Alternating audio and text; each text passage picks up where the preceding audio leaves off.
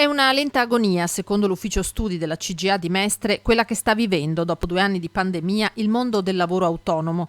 In Veneto, tra la fine del 2019 e la fine del 2021, artigiani e commercianti hanno pagato un prezzo altissimo alla crisi. Perse 2.800 attività, di cui 1.173 piccoli negozi e 1.629 botteghe artigiane.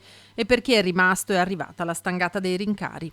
Anche in Veneto il 70% degli artigiani e dei piccoli commercianti lavora da solo. Pertanto, rincaro di luce e gas, questi autonomi li stanno pagando praticamente 2 volte.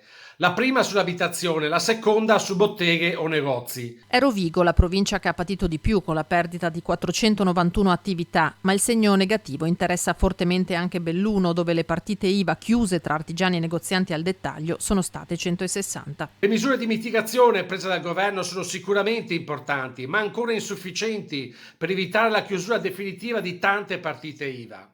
Il governo intervenga subito, bisogna assolutamente mettere a livello nazionale un tetto al prezzo del gas, così come hanno già fatto temporaneamente Spagna e Francia.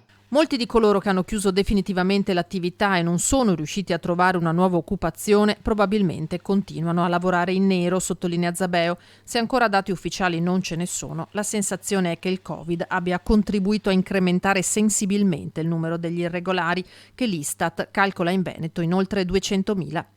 Non stanno meglio, secondo i sindacati, neppure i pensionati, messi in ginocchio dall'inflazione arrivata in Veneto al 6%. Un anziano su 2, secondo lo SPI-CGIL, è in difficoltà col pagamento delle bollette. Se la pandemia oggi fa meno paura, sono la guerra in corso e le prospettive per il futuro di figli e nipoti a preoccupare.